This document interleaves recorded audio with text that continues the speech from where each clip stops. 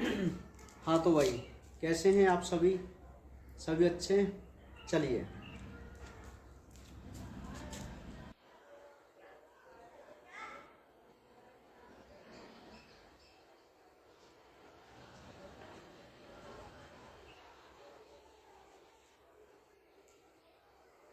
देखिए भाई, कल जो हमने बात की थी वो अपनी हार्ट की क्रिया विधि के बारे में बात की थी कि आखिर जो हमारा हृदय है वो किस प्रकार कार्य करता है। ठीक है, अब उसमें कुछ एक दो और इम्पोर्टेंट पॉइंट हैं जो हमें समझ के चलने हैं, वो भी आप जरा यहाँ ध्यान दीजिए।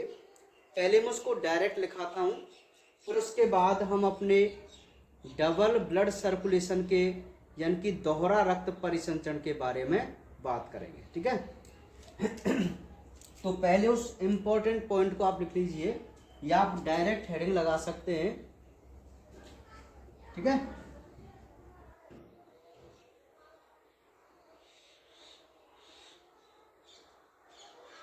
Stroke volume.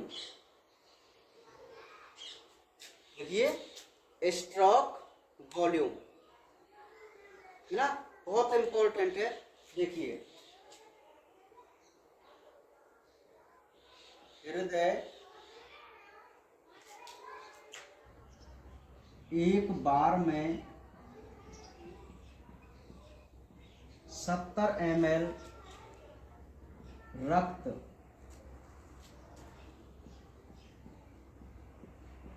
पंप करता है। इसे स्ट्रोक वॉल्यूम कहते हैं। मैं इंक डाल लेता हूँ, इसमें थोड़ी इंक आपको कम है तो क्लियर दिखाई नहीं देगा। हाँ, तो स्ट्रोक वॉल्यूम लिख लिया है ना। नेक्स्ट पॉइंट, या एक हेडिंग और आप लगा सकते हैं, कार्डियक आउटपुट। देखिए, हृदय स्पंदन दर व स्ट्रोक वॉल्यूम का गुणा करने पर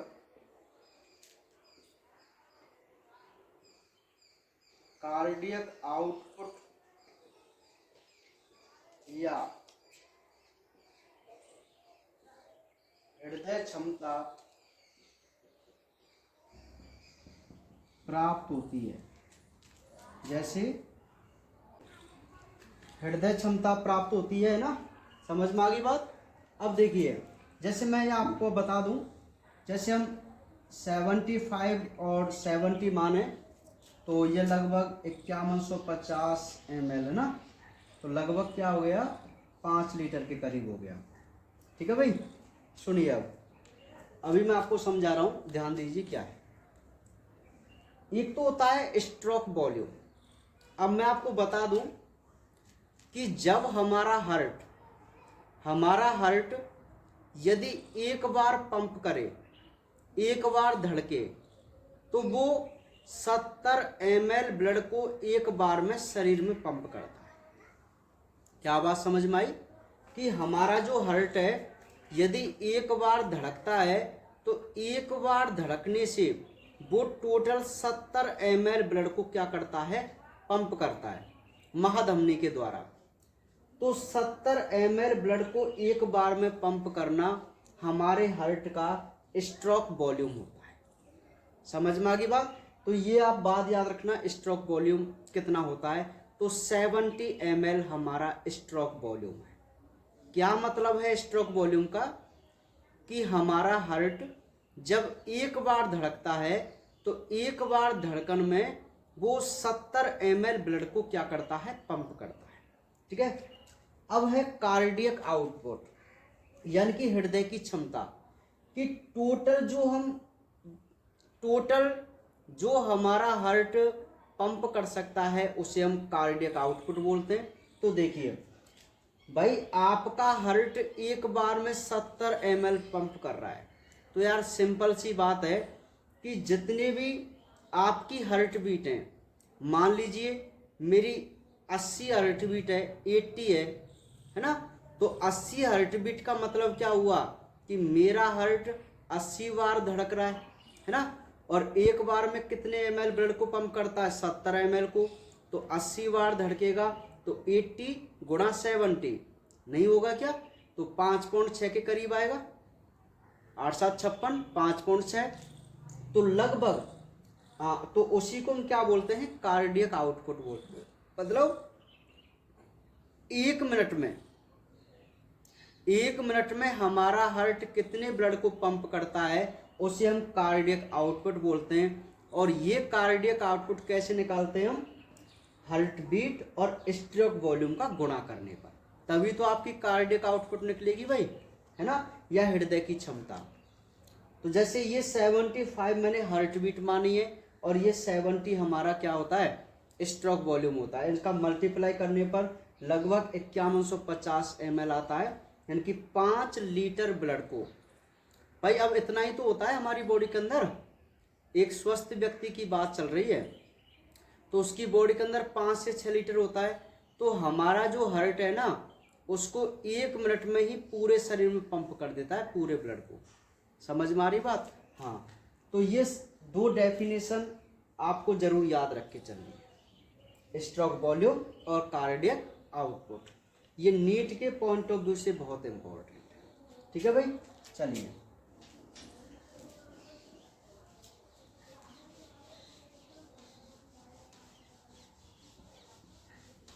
अब हम नेक्स्ट बात करते हैं दोहरा रक्त परिसंचरण, जिसको डबल ब्लड सर्कुलेशन बोल के चलते हैं। दोहरा रक्त परिसंचरण, ठीक है भाई, जिसको हम डबल ब्लड सर्कुलेशन बोल के चलते हैं, है ना। चलिए लिखिए तो इसमें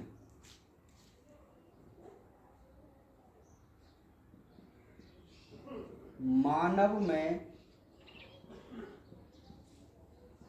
दोहरा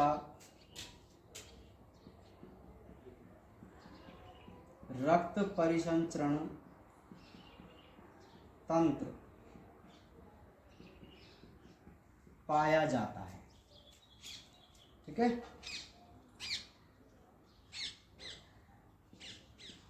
इसके दो परिपथ होते हैं। नंबर 1 हेडिंग,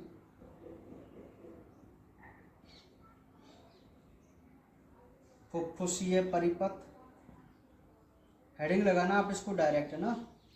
फुफ्फुसीय परिपथ, जिसको हम बोलते हैं पल्मोनरी सर्किट। ठीक है, तो देखिए, हाँ, इसमें लिखो, इसमें फुफ्फुसीय सिरा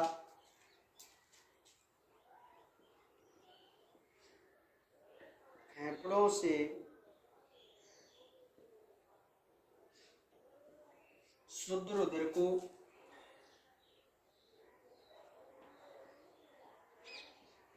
हृदय में लाती है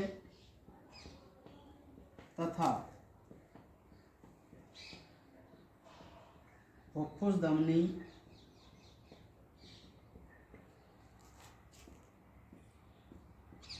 अशुद्ध रुधिर को हृदय से फेफड़ों में ले जाती है। सेकंड है दैहिक परिपथ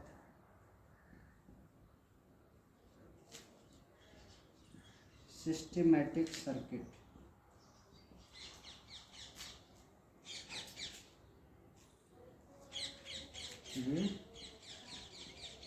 इसमें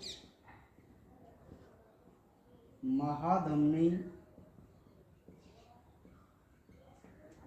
शुद्ध रुधिर को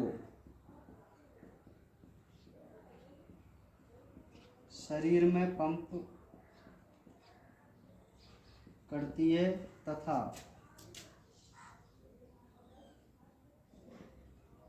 महाशिरा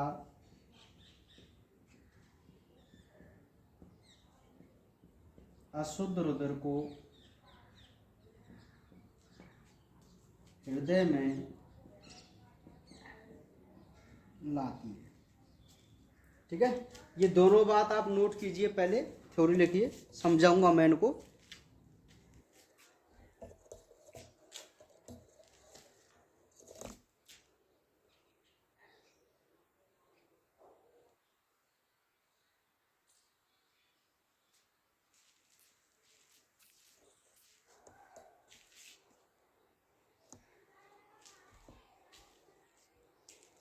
ठीक है, ये सिस्टेमिक कर लेना इसको ना, सिस्टेमिक सर्किट ना, सर्किट। ये आई है यहाँ पर ना, आई CIRCUIT सर्किट, सिस्टेमिक सर्किट है ना, पल्मोनरी सर्किट। नोट कर लीजिए एक बार।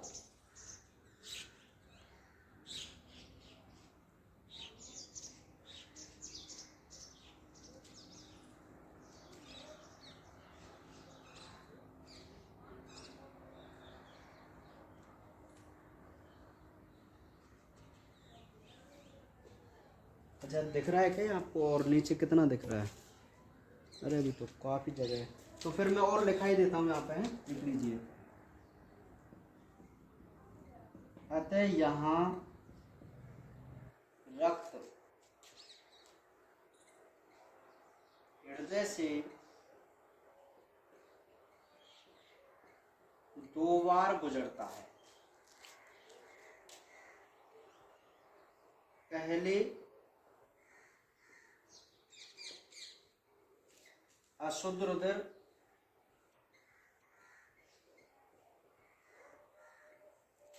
दाएं आलिंद में आता है तथा फुफ्फुस धमनी द्वारा फेफड़ों में शुद्ध होने के लिए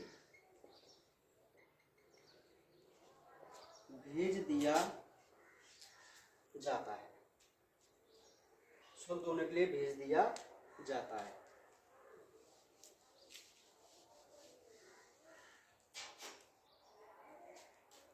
नेक्स्ट, फिर शुद्ध रुधिर फुफ्फुसीय शिरा द्वारा बाएं आलिंद में आता है, जो महाधमनी द्वारा शरीर में पंप कर दिया जाता है। ठीक है, लिख लीजिए इसको पूरे को।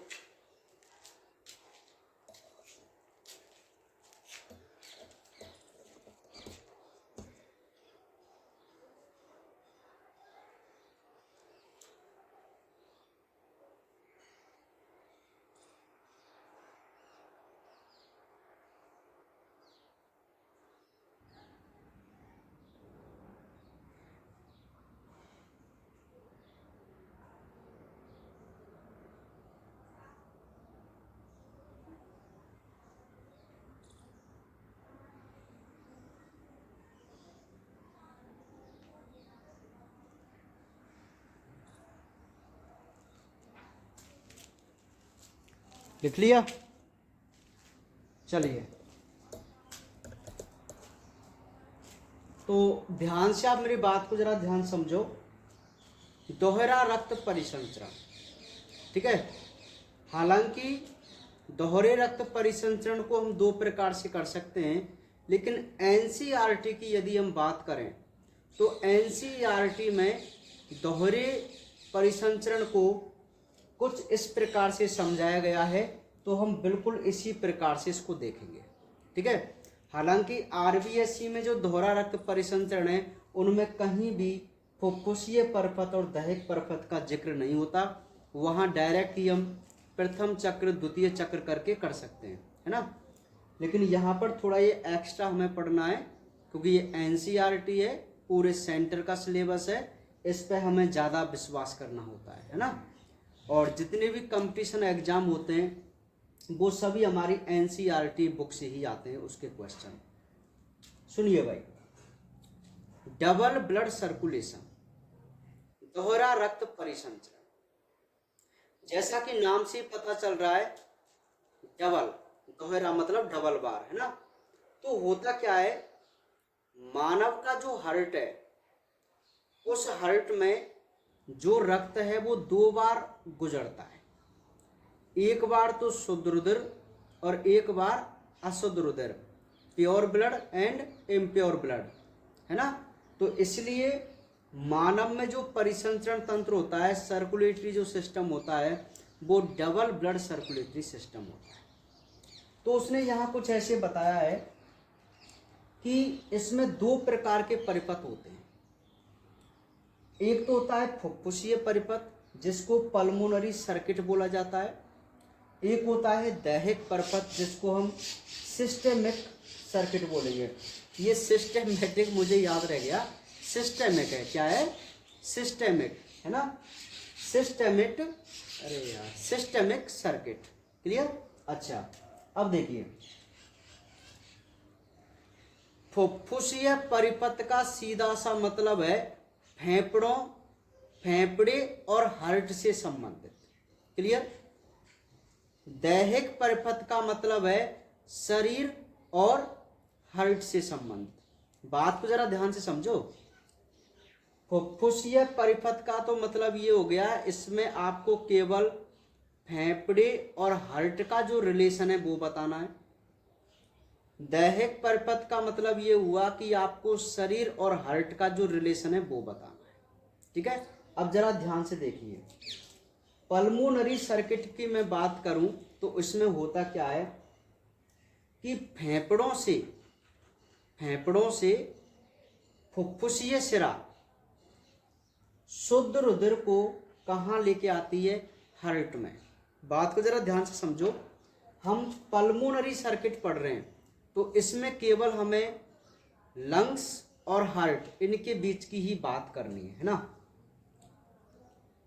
फेफड़ों से प्योर ब्लड को जो हमारी पल्मोनरी वेन है, फुफ्फुसीय शिरा है, वो हमारे हार्ट में लाती है, ले आई साहब, ठीक है।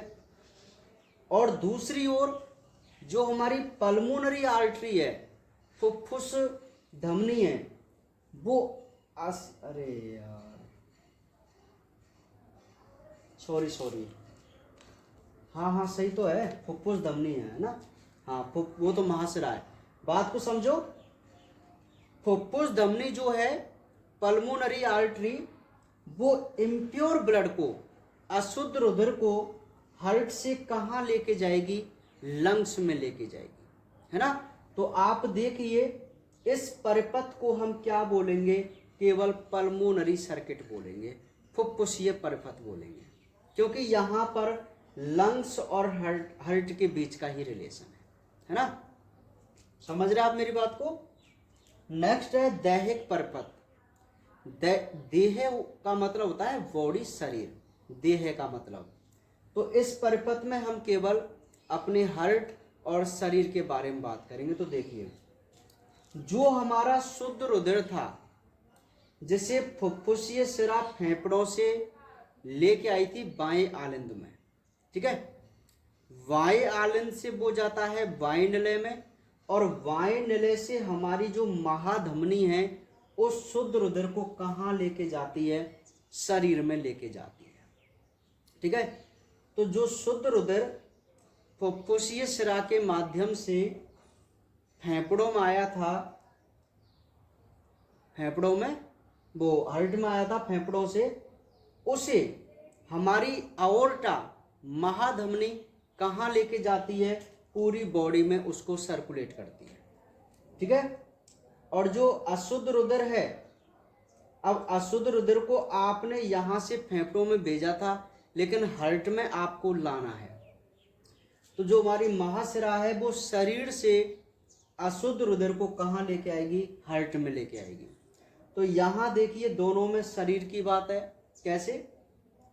शुद्ध रुधिर को शरीर में भेजा जा रहा है और अशुद्ध रुधिर को शरीर से हार्ट में लाया जा रहा है। क्लियर? तो ये है हमारा सिस्टेमिक सर्किट। और पल्मोनरी में शुद्ध रुधिर को हार्ट में लाया जा रहा है फेफड़ों से, और अशुद्ध रुधिर को हार्ट से फेफड़ों में ले जाया जा रहा है। ये बात है ना? एक तो हार्ट में एक बार लाया जाएगा और एक बार हार्ट से निकाला जाएगा, दोनों में ही आप देख लीजिए। यहाँ शुद्ध रुधिर लाया जा रहा है और अशुद्ध रुधिर दूर मतलब पंप किया जा रहा है। यहाँ शुद्ध रुधिर पंप किया जा रहा है और अशुद्ध रुधिर लाया जा रहा है। ठीक है, तो ये हमारे दो प्रकार के परिपथ हैं।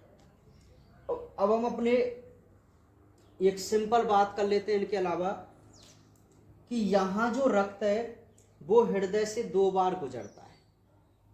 भाई एक बार तो शुद्ध रुधिर गुजर रहा है और एक बार अशुद्ध रुधिर गुजर रहा है ना। तो पहले जो अशुद्ध रुधिर है वो दाएं आलिंद में आया, जहाँ से फुफ्फुस धमनी द्वारा फेफड़ों में शुद्ध होने के लिए भेज दिया जाता है। तो एक बार ब्लड निकल गया। दूसरी बार जो शुद्ध रुधिर है वो फुफ्फुसीय शिरा के माध्यम से बाएं आलिंद में आया और महाधमनी के द्वारा कहाँ? शरीर में पंप कर दिया जाता है। तो यह है भाई डबल ब्लड सर्कुलेशन। तो आपको ये परिपथ से लेकर ही याद करना है। ठीक है, अब इसके डायग्राम की हम बात कर लेते हैं।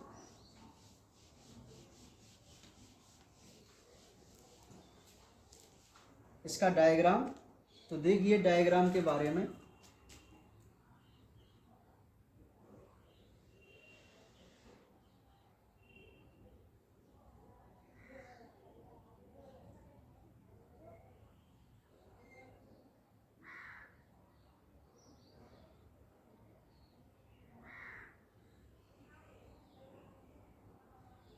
थोड़ा अच्छा नहीं बना।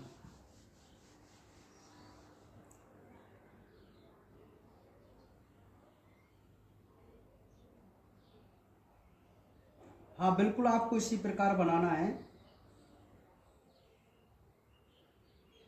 क्योंकि इसमें थोड़ा सा क्या है, उभार रहता है।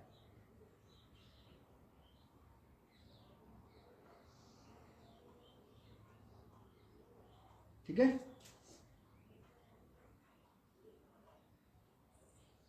ऐसे। तो ये हमारा हार्ट बन गया और हार्ट के हमने 4 कोष्ठ बना दिए यहाँ पर। ठीक है भाई, 4 कोष्ठ। अच्छा, इसको जॉइंट कर दीजिए।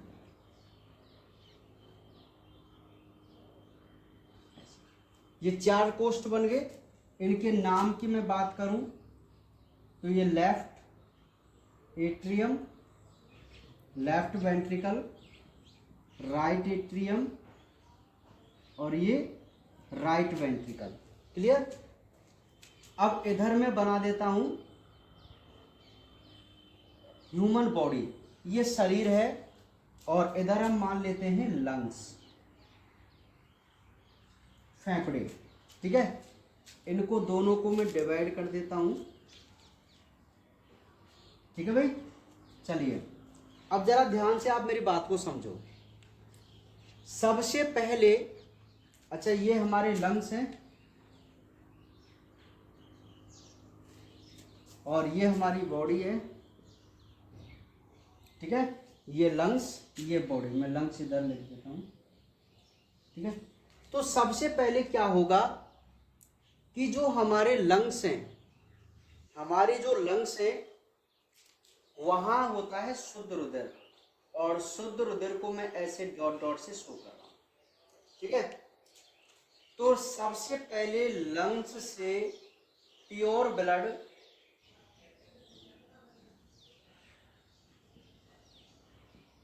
फुफ्फुसीय शिरा के माध्यम से कहां पे आया, बाएं आलिंद में। समझ में आ रही मेरी बात। अब बाएं आलिंद से ये जो शुद्ध रुधिर है वो कहाँ आया, वायुनिलय में, है ना। और वायुनिलय से महाधमनी के द्वारा इसको कहाँ पंप कर दिया जाता है, बात समझ में आ रही है आपको। महाधमनी के द्वारा कहाँ पंप कर दिया जाएगा, शरीर में। कहाँ पे, शरीर में। अब ये शरीर में कैसा ब्लड है, शुद्ध रुधिर है। कैसा है, शुद्ध। तो शुद्ध को मैं डॉट डॉट से शो करूंगा, और जो रिक्त है उसको मैं अशुद्ध से शो करूंगा, ठीक है। तो एक बात मुझे बताइए, क्या ये फर्स्ट चक्र नहीं हो गया, एक बार हार्ट से रक्त गुजरा कि नहीं गुजरा, शुद्ध रुधिर।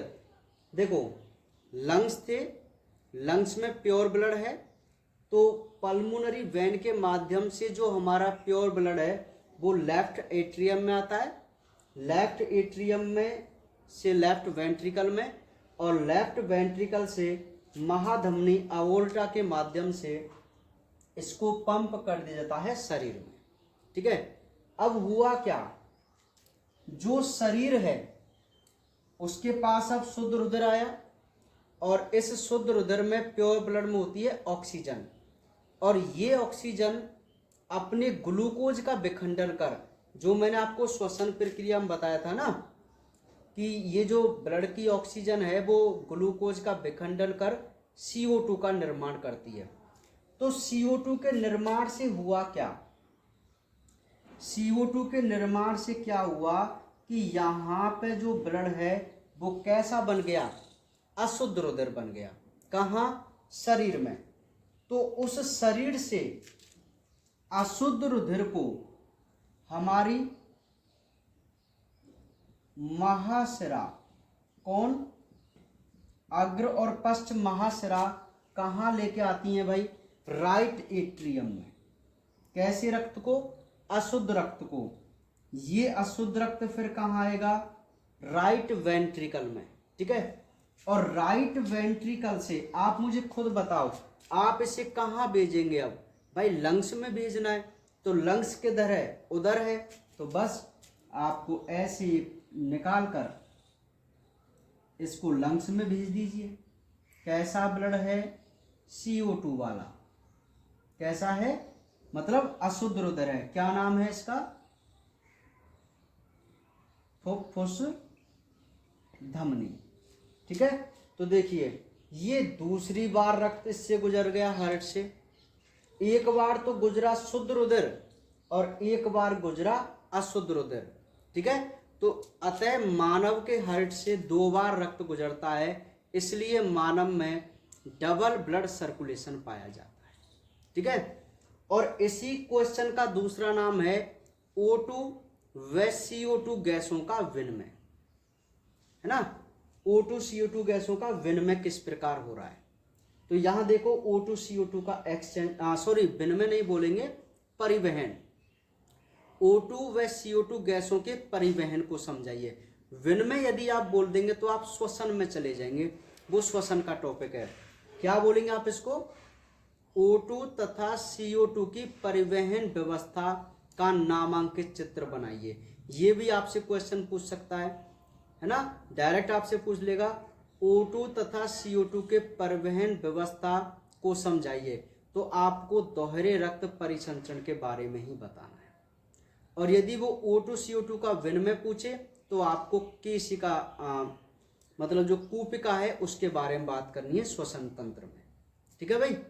तो ये डायग्राम आपको समझ में आ गया, बहुत ही सिंपल सा ये डायग्राम है, ठीक है कि नहीं। इधर हमने लंग्स बना लिए, इधर हमने शरीर बना लिया, ये बीच में हमारा हार्ट रहा। अब हमारी बुक में क्या है कि बस लंग्स को ऊपर और इसको नीचे ऐसे बना दिया, कोई दिक्कत वाली बात नहीं है। मैंने इसको सिंपल तरीके से ऐसे बना दिया है ना। तो आप इसको बहुत अच्छी तरीके से बना लीजिए, आपके लिए टाइम दिया जाएगा, बनाइए आराम से।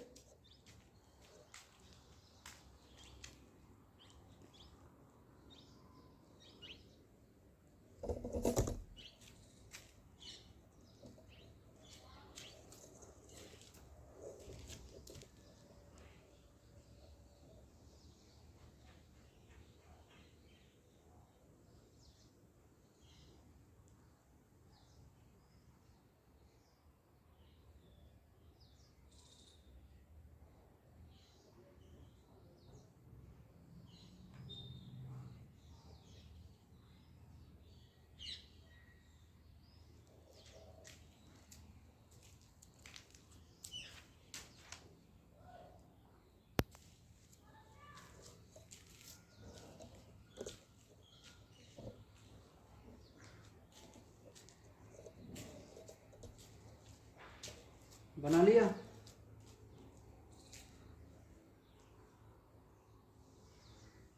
बना लीजिए।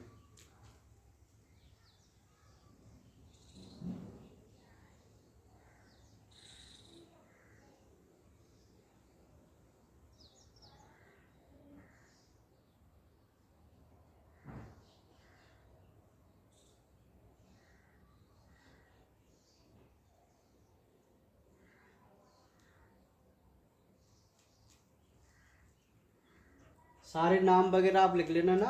O2 CO2 का मतलब आप समझ ही जाएंगे क्या है।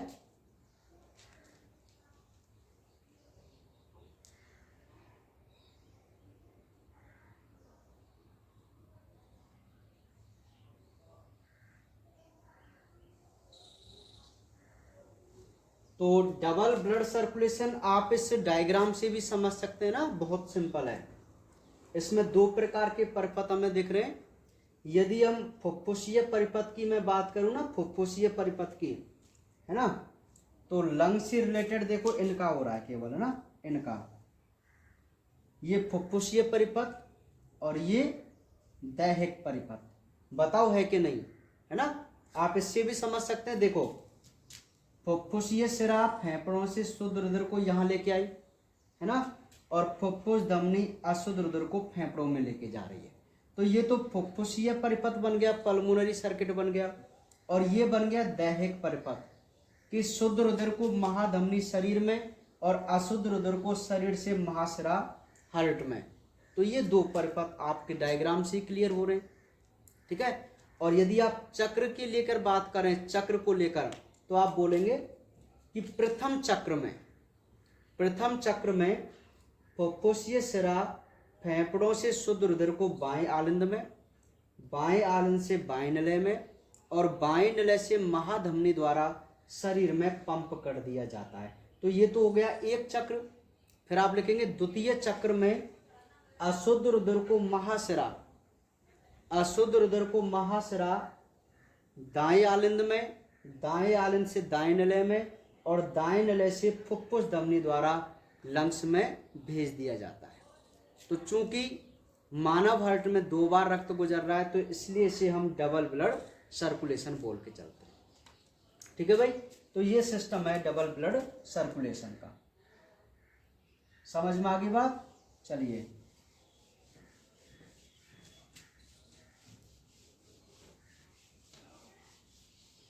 अब नोट लगाकर आप एक पॉइंट और लिख लीजिए यहाँ पर। ये बहुत इंपॉर्टेंट पॉइंट है नीट के पॉइंट ऑफ व्यू से, है ना। जहां भी मुझे नीट का क्वेश्चन मिलता है मैं वहां कभी नहीं छोड़ता उसको।